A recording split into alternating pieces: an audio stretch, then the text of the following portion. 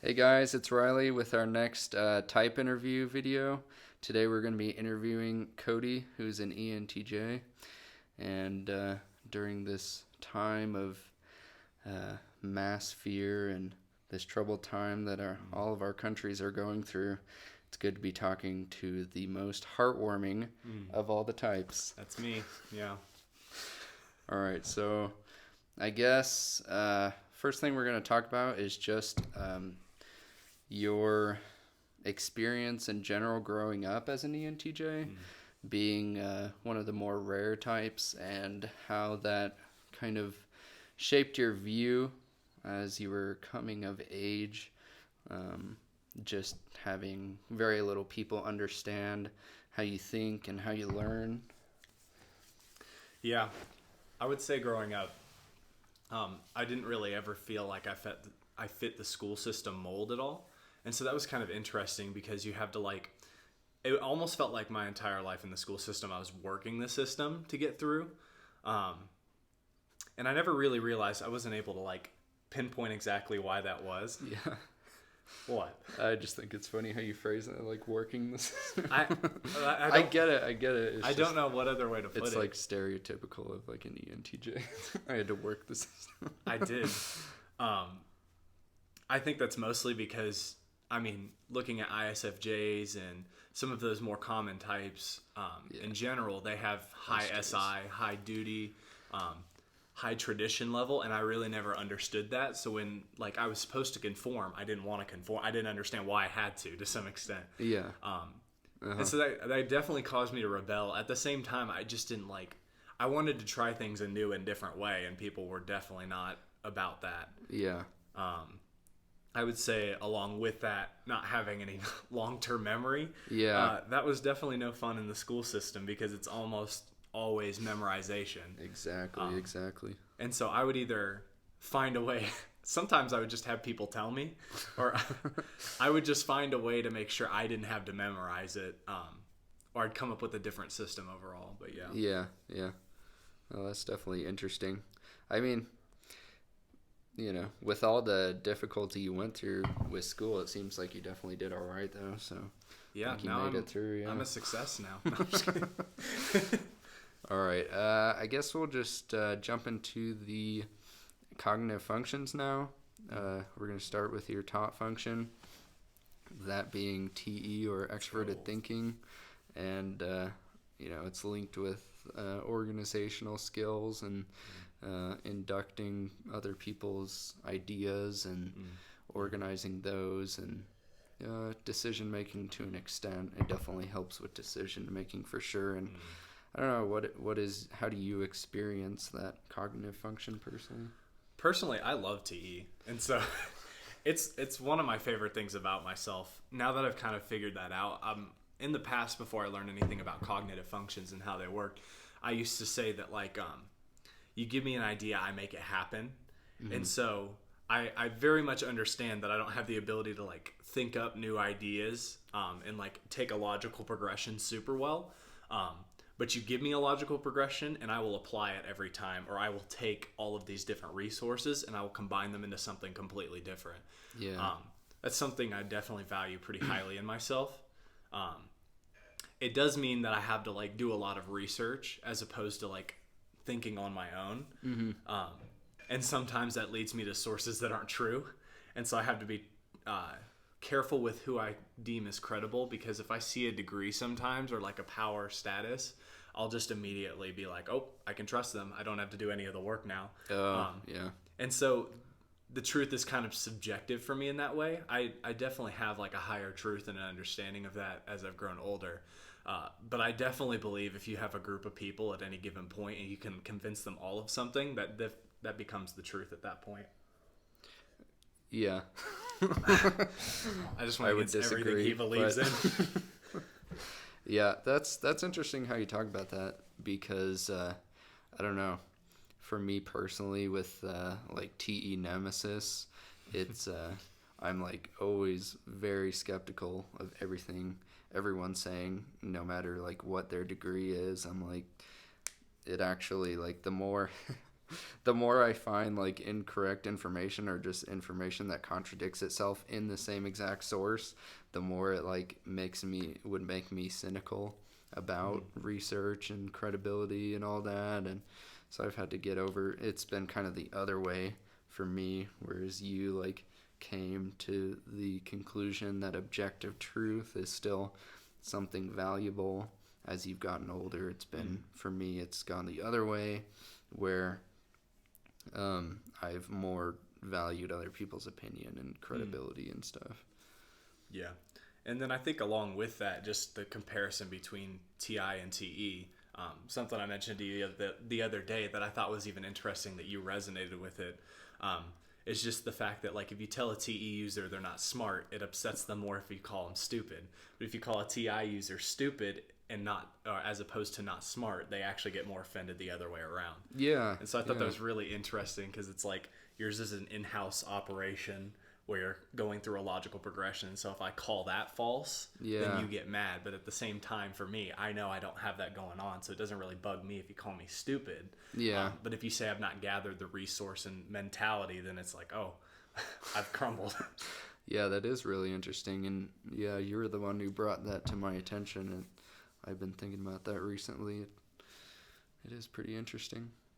But I guess we'll talk about kind of how do you think your extroverted thinking function pairs with introverted intuition, because I think that's really the biggest building block that makes ENTJs the way they are. And, you know, comparing an ESTJ to an ENTJ, I would definitely say that ENTJs are like more sure of themselves and don't conform the way that ESTJs do. Yeah. Where an ESTJ is just like, oh, we just gotta follow the rules. And like, you don't. It's like, what is introverted intuition to you? Like, how does that manifest? I see introverted intuition as just this like ability to get anything I want done. And so it's something that I thought was really interesting is learning that it's like the parent function is what you see people as mature as. So I realized that like I was looking through the lens of if somebody doesn't have goals or a plan of where they're going, I don't take them seriously. And so I thought that was a really interesting little caveat that I never really noticed about myself. I would say TE and NI put together, like I just take the resources, combine it, and I do what people won't do themselves. A lot of the time people have research, but they never draw the conclusions.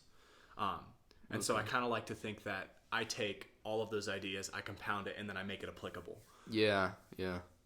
I think probably one of my most favorite people in history and my favorite ENTJ, I would say, Napoleon Bonaparte, is like the prime example of what you just described of, you know, taking different strategies and different ideas and just not only coming up with something completely different than anyone had ever done before on the battlefield, but also like actually applying those things that other people weren't able to execute with.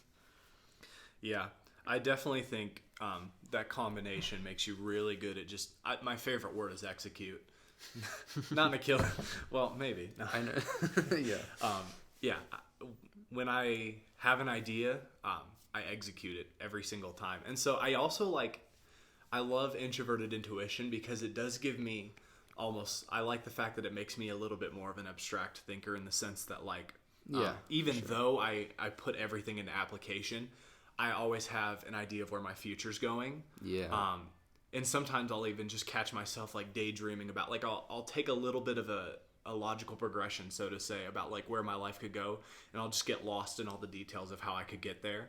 And I find that really fun at times, and it's something that I started to talk to people about. Maybe I would say primarily people with high SI, and they just didn't understand that because it was like, I can't possibly think down a road that could never happen. But it's like, I feel like I can make it happen.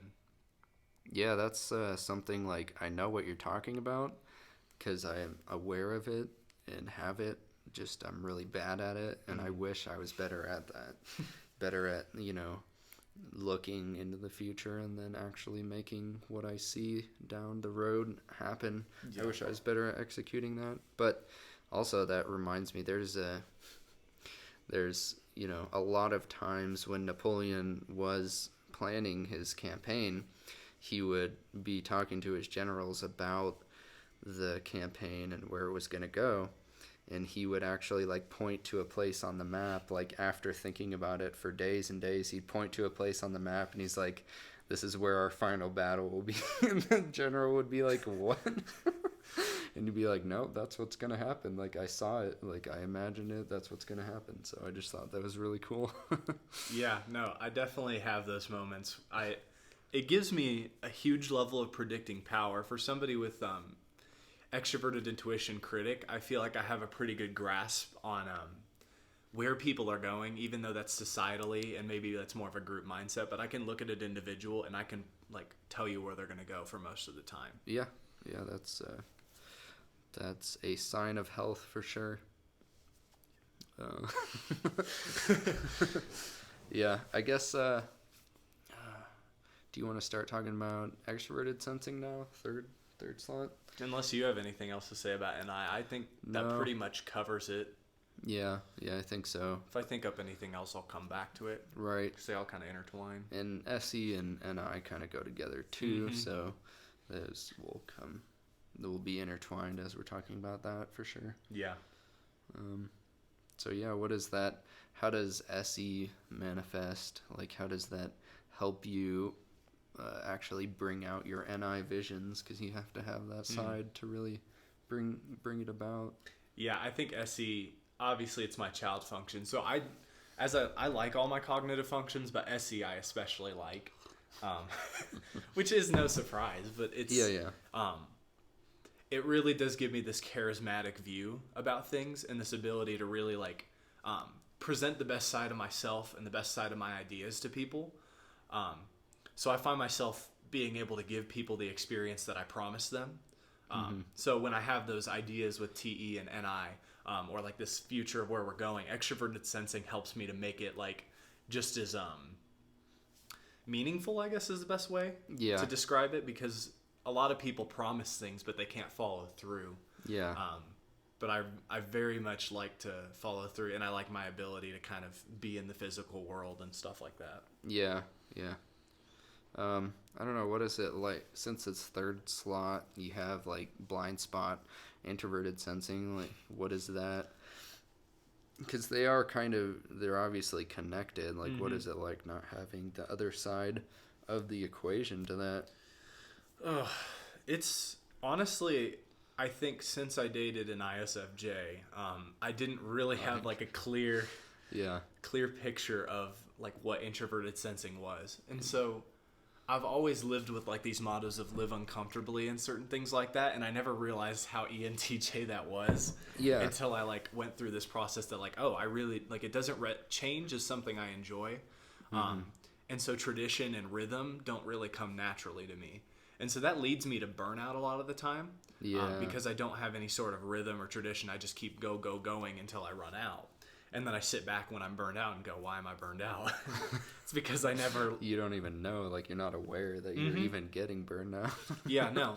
I have a very hard time figuring out when I'm burnt out. And so I have to set boundaries ahead of time, and certain traditions and things like that help. And then not having the long-term memory really sucks, because I have to write everything down if I want to remember it. Yeah.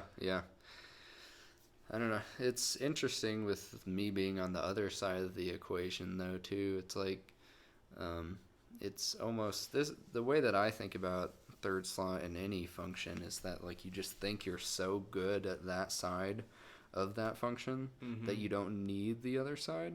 So, like, with introverted sensing, it's like, if I can get comfortable and really know something and remember it forever, then why do I even need to be aware of things in the present? Yeah, I think that's actually on the opposite side of that. I have like this mentality that I can just drop people left and right, because it's like, well, if I'm good enough, like I can always make a great impression off the bat. I can find more people.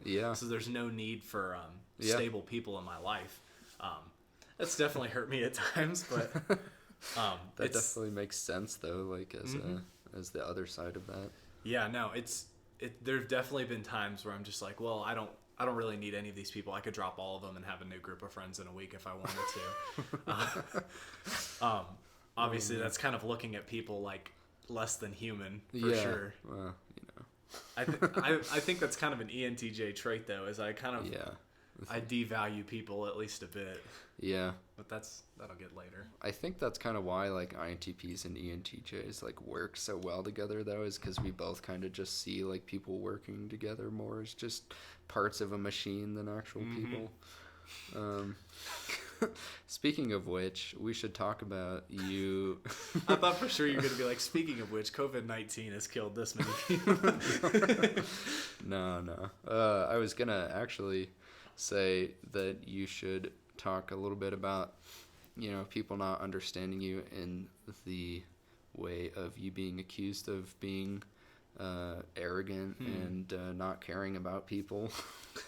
Yeah, no, that's something I've definitely gotten a lot, and it's something that has been kind of hard to realize because I just thought people were sensitive for the longest time, and I was just like, nut up, it's fine. But I slowly started to realize that I'm just not a very empathetic person. Anytime I would I give great advice because I don't get attached to people's emotions. Yeah. But anytime I give advice, I would give a personal experience of something that's happened to me. Yeah. And then at times that would work out really well, but at other times it'd be like people would just completely tune out at that point. And it was because that was the only way I felt like I could empathize with them, was to give one of my own experiences, try to feel the pain from that, and then integrate that into how they felt, as opposed to being able to just sit there and feel what they were feeling. Okay. That actually makes sense too, since, FI is like sympathetic, so you kind of have to like you're trying to like make it into a sympathy thing, so that because you can't really do the empathy thing. Yeah, no, that's definitely been a problem in the past where like I give great advice, but then the problem is sometimes people don't just want you to fix their problems, even though I'm really good at solving problems and like coming to the conclusion. Yeah. Sometimes you just have to shut up and listen to them, and that's what they need more than anything. Yeah. So it was hard for me to realize that like, oh, I'm not great at that. No, that's definitely true.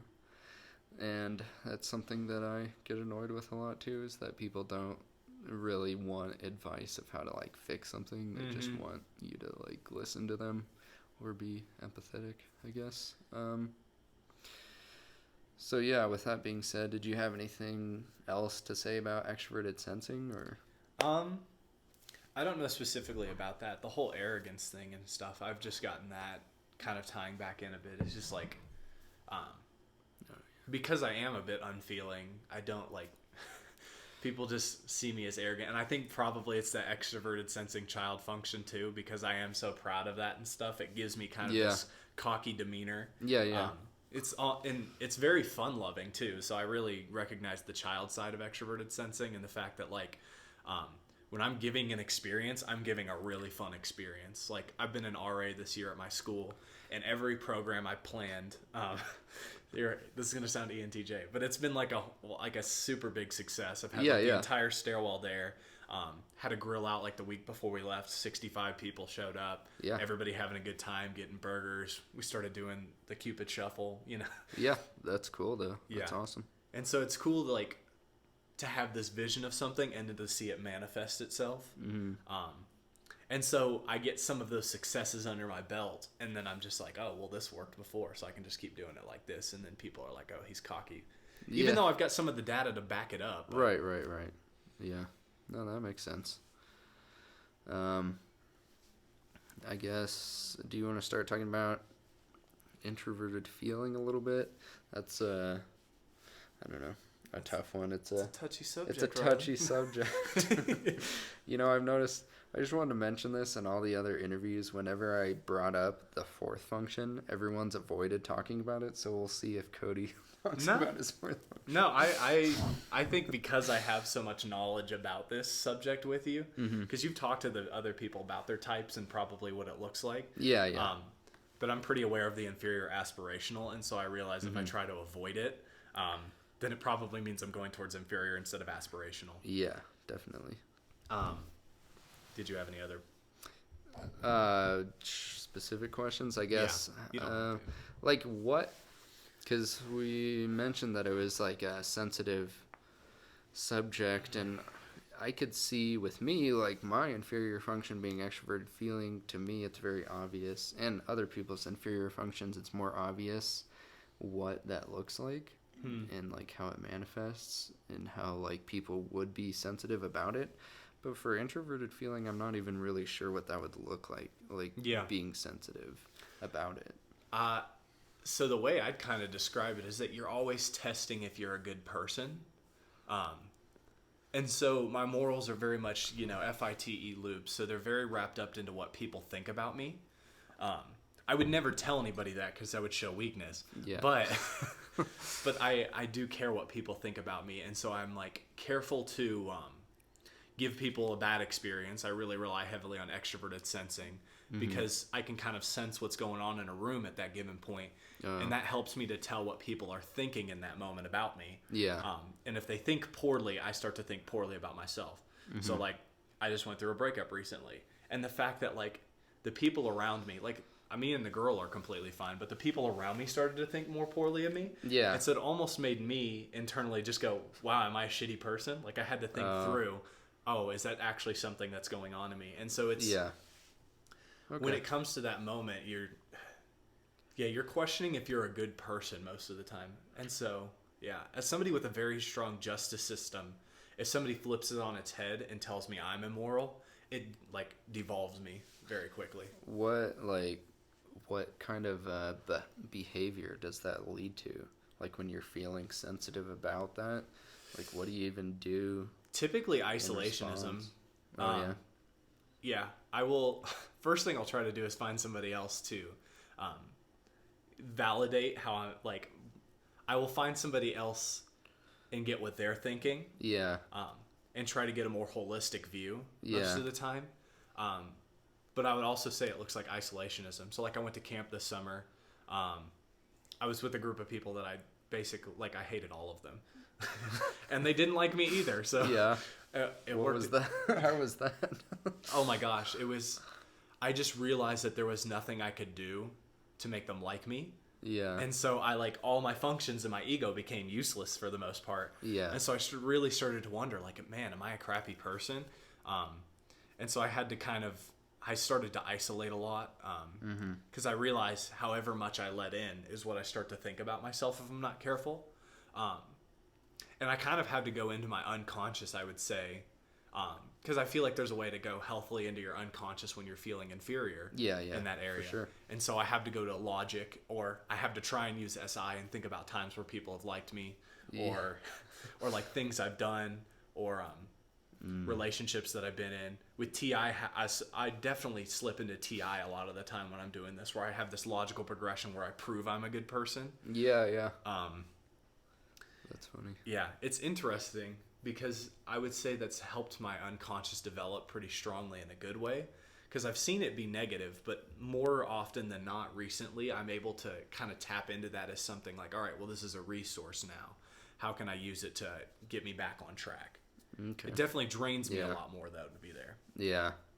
What does INTP unconscious even look like for you?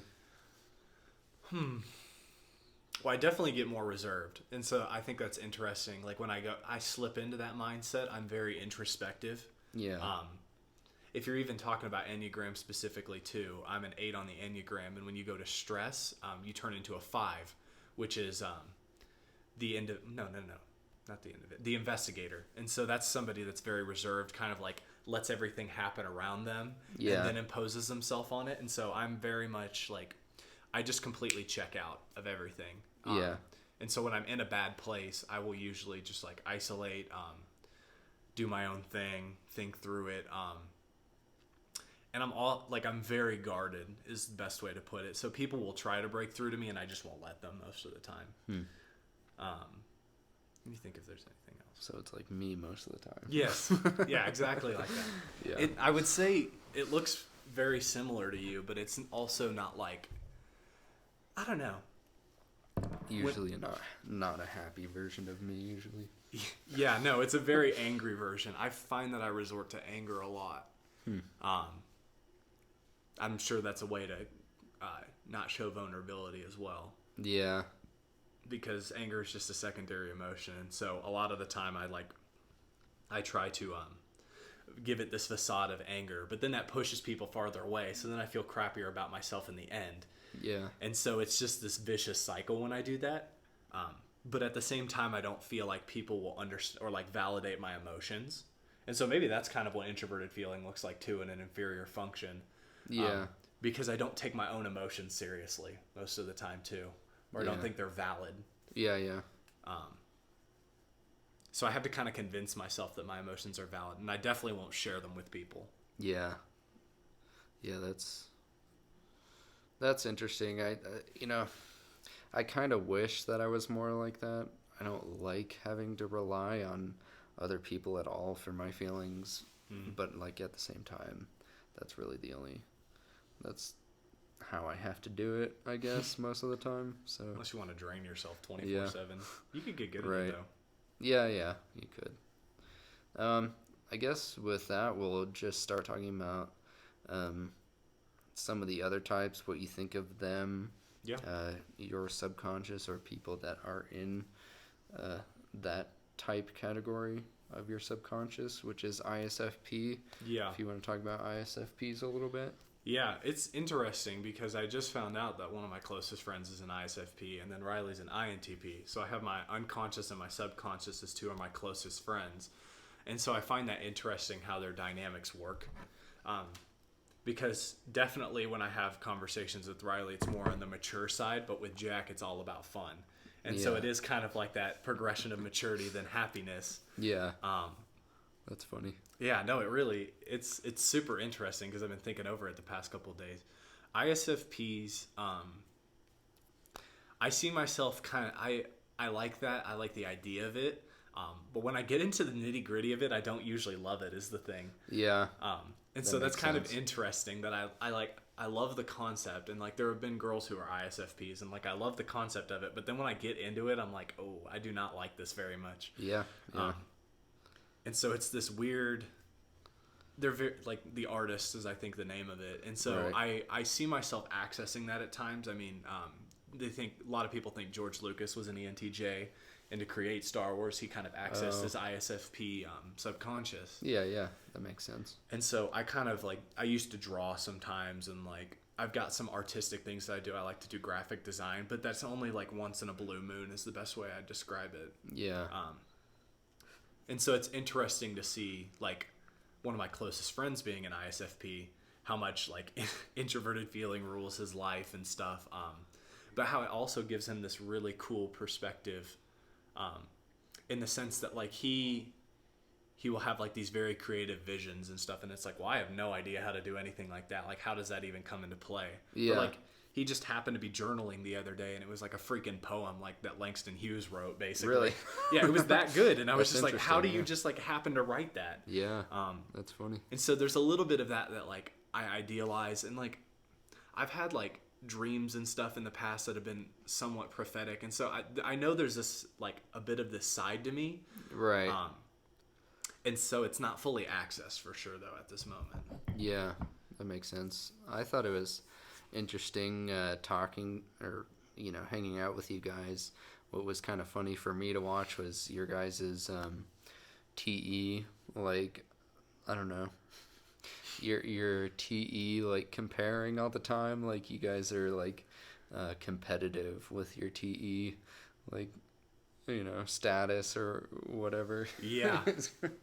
Like it almost felt like I don't want to be too vulgar here, but I just won't say it. I know what you're gonna say. Yeah, you know what I'm saying though. I don't know. I thought that was kind of funny how you guys interacted though. Yeah, I think he is more like blatant about it. Yeah. And mine is more like a humble brag around him. Yeah. Because I feel like that goes farther. I don't know. I think because TE is higher, I definitely feel... yeah, you're definitely more comfortable about it. That's part of what made it so funny, is that, like, it sounded like he was really trying to, like, one-up you or something. It was just like, yeah. whatever. I try not to give that the time of day, and I don't, like... I don't know if I should just not say anything in those moments. Yeah. But I think it's fine. I think it's kind of funny. Sometimes I like to do it just to get under his skin. Yeah, I could see that. All right. I guess we'll talk about INTPs again then, if you have anything to do, or I mean, have anything else to say about INTPs.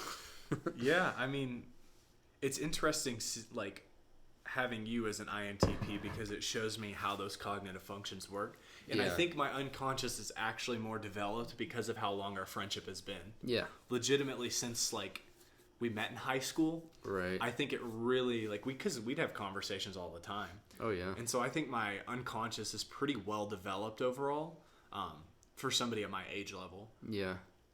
I try to access TI to do logical progressions. I think I can keep up with TI users pretty well. I'm not going to say I use it outside of that, though. So when I'm with a TI user, I can kind of keep up with their logical progression. Yeah. And kind of like play off of that. Mm-hmm. And especially I notice if somebody's using like TI at all. Yeah. Because then I'll start to play off of that with them. That's not my default when I'm on my own, though, for sure. Right. It does seem like you're pretty aware of it, though. I mean, even before you even really got into myers-briggs too much, you were able to like recognize TI and ISFJ, which, I mean, they don't really have like super high TI either, and you were still able to recognize it. So yeah, I definitely have an idea of how TI works, and so I don't feel like my hero nemesis relationship is as like as competitive as most people would make it, because a lot of time they talk about how hero is yin and nemesis is yang, and how it's kind of this clashing battle. Yeah. I feel like they've almost kind of got this agreement with each other at this point. Yeah. That's good. Yeah, to where they can kind of like dually fights whatever I need to as an external source most of the time. Yeah. I think the biggest demise, at least when I'm talking about my unconscious, obviously you probably use this differently, but is extroverted intuition. Yeah. Which is something that, like, because it is my critic function, it makes me very, very critical of what people's intentions are. And so that, what? That's funny. I just think it's funny. Yeah, no, it's crazy because, like, I think I've gotten better at this, and I think it really depends on what group of people I'm in. Mm-hmm. So, like, if I'm hanging out, like, with a good group of people and I don't feel like there's a lot of bad blood, like, if I can tell what people are thinking, my NE is better off. Mm-hmm. But if I'm around crappy people, my NE really goes to crap. And so, like, I start to see the world as just this very out to get you type of thing. Yeah. And I'm always kind of checking people's intentions. Yeah, like a loyalty check. Yeah. Where, like, I'll test people and I don't make it very obvious at times. Yeah. Yeah, I definitely, a lot of the time, I catch myself putting out ploys to see what people will do with that information, or, like, I'll give them a little bit of information and see how they do it. If they use it or they abuse it and, like, tell people, then I will stop giving them information overall. But at times that makes it to where, like, I think that people are going to betray me even though they're not. Yeah. And so that's a dangerous game. It's like a self-fulfilling prophecy a bit. Yeah. Sometimes it can be a little too, like, paranoid if you're not using it correctly. Oh, yeah. That's interesting. Because, I mean, that is, like, you know, me as a high NE user does the same thing a lot of the time. And I've noticed this in, like, INFPs, too, is that a lot of times I can tell that people with any parent, especially, or just high extroverted intuition will, like, do and say things that are kind of like out of character just to see how people react, and like then they can gauge like what they're going to do in the future. And but yeah, I find that pretty interesting how you've overcome that. Yeah, I still use it critically sometimes. It really depends on my health overall. And so if I feel like I've been betrayed, my NE goes to crap. And so it's like I am just skeptical of everybody. Nobody gets information about me. Yeah, I'm really good at keeping information. I give you just enough to get you off my back. Yeah. Or to make you think that you've gotten in, but at the same time I've given you nothing, or like not even the full truth at all. That's funny. That's cool though. Yeah. I mean, does that, like, having like an INTP or someone with high extroverted intuition, is that kind of nice to have like around so that you guys can both pretty much gauge the people that you're around, and does that like make you more comfortable? The thing is, I've found that like I don't know if I've ever been around a whole lot of people with high extroverted intuition. Yeah. I would say definitely you. Yeah. But I don't know a whole lot of people outside of that. I've had some people with it in their, like as their child or their inferior function, but it's just not the same. I think to some extent I play off of my extroverted sensing too, to kind of sense what people are feeling, to then gauge what they're going to do. Yeah. But I would say my intentions are like when I guess people and see where they're going to go, I'm really good at guessing when they're going to mess up. And so I have this saying, it's like, expect the worst, hope for the best. Mm-hmm. And so I'm always kind of checking people's intentions, and I can tell when people's intentions are negative. And so because I can tell that, if I don't feel the negative intentions, I assume it's usually positive. Yeah. And so that's kind of how I've learned to cope with the fact that it is kind of a critical function, is to like, all right, well, I can see the negative. So anybody not that I'm not seeing negative in, I'm probably seeing positive in. Yeah. But I definitely enjoy being around people that like don't put up with idiots. It's the best way to put it, because if you don't have a decent amount of extroverted intuition, you'll just fall for anything. Actually, that is true. Like, I am probably too selective about who I hang out with, but it is because of that high extroverted intuition. I can just usually hear someone talk for like a minute and a half, and I'll be like, we'll know whether I want to be around them or not. Yeah, 100%. But I was gonna say what you said about like expect the worst is kind of, it's funny because that's how like my NI is. Like, that's the attitude I have with my NI, is like expect the worst for myself, so you don't get disappointed. That's funny. But yeah, I think that's definitely an interesting concept to like go into. Yeah. What was I gonna say? Yeah. Either way, it's definitely served me well, and it's served me poorly at the same time. Yeah, to be honest, even like thinking of like some concrete examples, it seems like you actually do have a pretty good grasp of extroverted intuition, honestly, like just from certain memories of remember you like avoiding certain situations and stuff. So I remember, and the funny thing is, like with my friend who's an ISFP, he has no it's his blind spot, and so he has the worst. Every time I meet him, or I hang out with him and his friends, like they're always idiots every time. And I tell, like we talked about this yesterday. There's this girl that he was talking to, that I had met in the summer, and I was like, she's a jack off. Like, she's like, this is going nowhere. And he was like, all right, whatever. And he didn't believe me. And now I come back and he's like, Cody, everything you said was right. And I was like, I know it was right. That's why I said it when I did. Oh, that's funny. That's really and so that's just like our MO basically, is he's always got these friends. I tell him what they're actually like. He doesn't believe me. They backstab him. Then he gets in his feelings, and I tell him, look, just listen to me next time. Yeah. Well, that goes into what you were saying before too, is people don't really like following, or they don't want you to try and fix their problems. They just want you to listen. So yeah. I don't know, you want to talk about ISFJs? That'd be kind of interesting.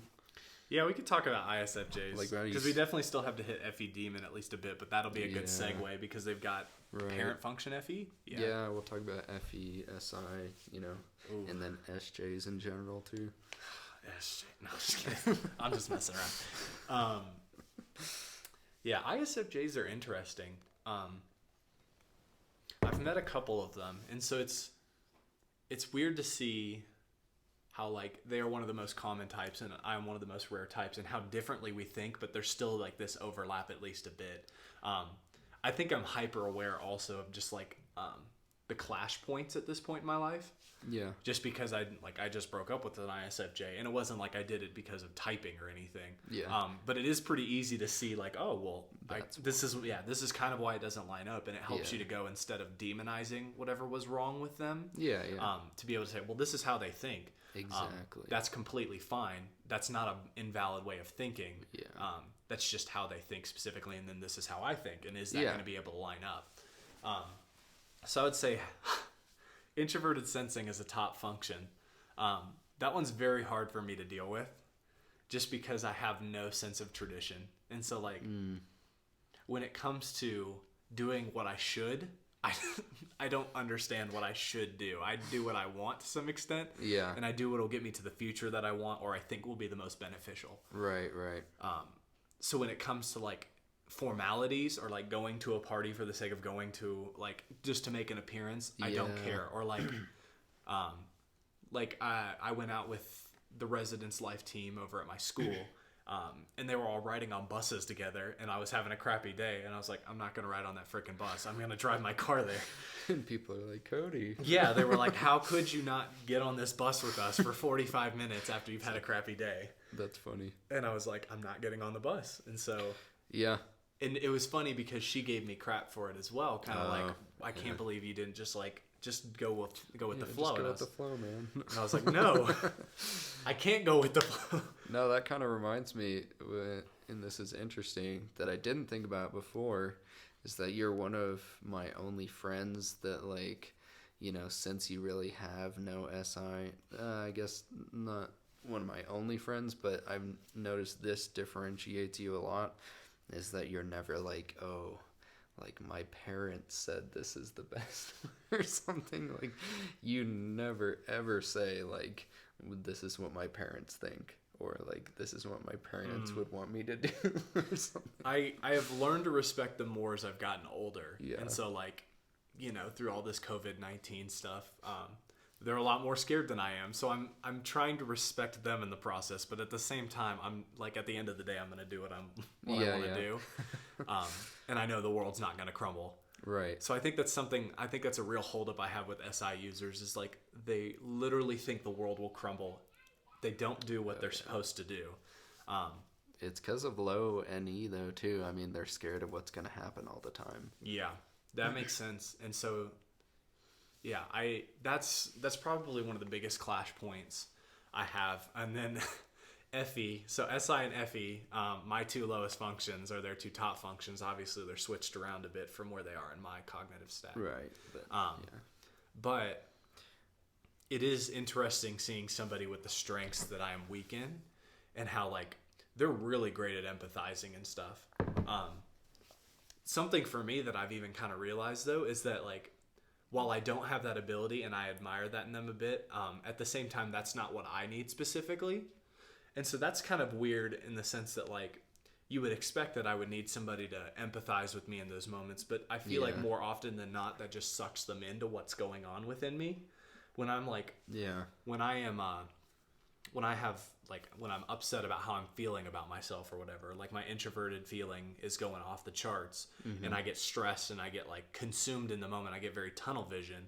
And so with somebody with empathy comes in, instead of being able to yank me out or like solve my problem like I want them to, they end up just feeling it with me. Right. And so that's not usually very productive for me, which is interesting for sure. And perhaps like it's also because like maybe if you had someone with like FE third or fourth slot, like that would be more bearable, or like that would work better. Yeah, where I agree. It's not as present, like they aren't like so sucked into your emotion, you know, because they have that TI over FE.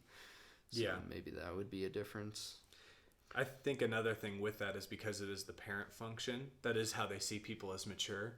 And as somebody with so low FE, and so like so much disregard for how people feel about a situation. Sometimes I come off as uncaring or immature, or like I just kind of throw people's emotions around. Or arrogant or rude. Right. But I really do think they're like my type specifically, and just the type of person I am is supposed to call out in people what not other people around them can't say. Right. And so I really do see that as an advantage, or like what I'm supposed to do. And so explaining that to people with high SI and FE, sometimes they just don't understand because I am so countercultural to what they believe. Yeah. But I really do believe somebody in society's got to do it. We would never progress.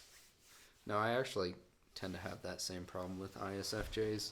I think it's probably even worse, though, with me and ISFJs. Like, we probably clash even worse, for sure. Yeah. I don't know, like, do you have anything else to say about ISFJs? Like, do you think that they can work pretty well together, though, still? With I think that one thing I love about them is, and I'll go back to the SIs, their high loyalty. They are so loyal, and that's something that has, with somebody that has any critic, and so I'm kind of like loyalty checking people. Yeah. They always pass those loyalty checks, and so that's a really awesome feature. They're loyal to a fault, and so I would say it's pretty hard to find loyal people. Yeah. And so to have that like sense of loyalty is very important to me. And so I was really glad to have that as something in the mix.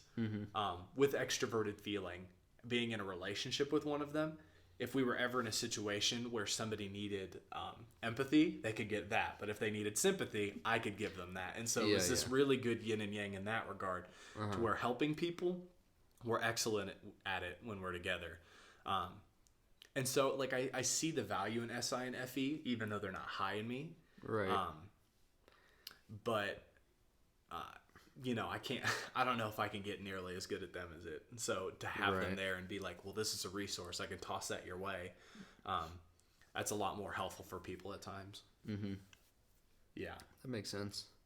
I don't know. Is there anything else you had to say about FE Demon? Like, or actually, yeah, let's talk about that. Let's talk about FE.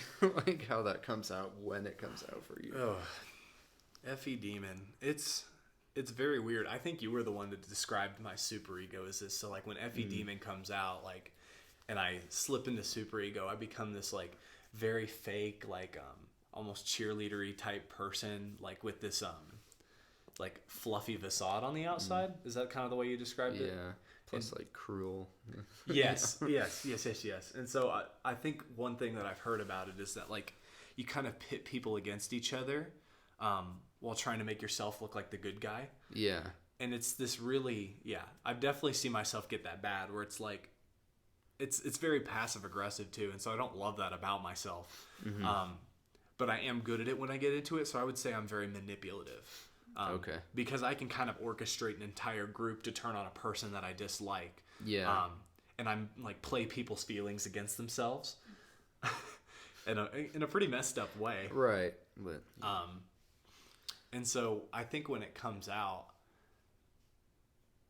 I would say it's not like, there are definitely moments where I'm like, oh, please, like, I don't see FE Demon as much as like, well, you're just depending on other people's feelings at that point. Like, you don't become dependent on it. You're affecting it. Like, I like to impose like pain upon their feelings. And so like, it's almost this, it's this really messed up satisfaction, at least, where it's like, all right, I will manipulate you, I will use you, and I will make you feel bad about what you did. Yeah. No, that definitely makes sense, because my dad is an ESTJ, and he definitely has FE Demon, and like if that's his last resort to an extent too. If he couldn't get you to do something, then he would just turn into a very cruel person, just try to tear you down and make you feel terrible about yourself. I'm pretty good at that, unfortunately. The thing is, like, when I get into those angry spots, I go straight for the gullet. And so I'll say the thing, like, and because I have no regard to, like, not say the things I shouldn't, if my filter goes down, then I will just, like, I see it as, like, I do see it as, like, a last resort power play, because it's, like, at the end of the day, if I say this, like, they will crumble. I might lose them forever, but I'll win. Right. I think I've made it maybe a little bit more sly, because I realize that I'm a big personality overall. Yeah. And so if I just come out swinging like that again, people are like, oh, that's just the same thing. But if I give them kind of this subliminal, like, oh, I will, like, kind of pit these people against each other and make it so that it never comes back to me at the end. Then I win even more. But when I get into like anger mode, when I'm like very angry, I will just like demolish people. I will just start saying whatever comes to mind. Yeah. I get road rage sometimes. I always attack people's character. Yeah. And so that's kind of my like last resort. So like if somebody cuts me off in traffic, I'll be like, you're an awful person. Like I'll just go straight to the extreme. Yeah. And so I think it's kind of interesting how I use that. And so like being with an ISFJ and that high FE, when I would do that, like it doesn't, like obviously I don't mean what I'm saying. Yeah. And I don't really think the ramifications will ever come up. But to them, it's like, oh my gosh, like he's devaluing a person. Out, like, I was just gonna say, like, I hope like there's no FE users like out here like listening to us just crack up about being POSs to people. I swear I'm a good person, but I know myself well enough to know that like when I get angry, I will 100% just like go straight for the gullet and start saying like it's not a bad thing, honestly. Like it works is all I'm saying. It works, but it's not a good thing. Okay, yeah. It can be a good thing. I think what I was just talking about with my dad, like as a last resort to try to get someone to do something like that works a lot of the time, you know. Yeah, that's true. If I need to push somebody towards the actions that they have to get to, then it can be used positively because their emotions don't get in the way of my decision making. So I'm really good in crisis, and I will just like tell people their business in crisis, basically, regardless of how they're feeling. I know what the right course of action is. Yeah. And so I'll be like, shut up, sit down. You don't know what you're talking about. I will handle this. Yeah. I've been in instances where like an ISFJ was trying to tell me what I should do and stuff. And then like, I had to basically sit them down and be like, look, this is not the way we're going. That's not morally right. That's not what's going to work well. This will never sit through, and I will make you comply. Yeah. And I will make you feel like a bad person if you don't go along with this. Yeah. All right. I guess we'll just end off. Do you have any advice to give to ENTJs out there? Oof. Yeah. I would say you have to be more vulnerable. That's not probably what you wanted to hear as an ENTJ. That facade and that strength and that power, so to say, is like a really good like molder, and it's really good for people, and they need a rock. But at the same time, your lack of vulnerability separates you from people, and you don't have the ability to function with people nearly as well if you can't empathize with them, if you can't understand what you should do sometimes and how people have a sense of loyalty to things. I would say vulnerability is probably the biggest lesson you'll have to learn. And then write everything down, for Christ's sake. Write it all down. Yeah. Do not stop writing things down. Because anytime you try to start memorizing things, you will forget all of it.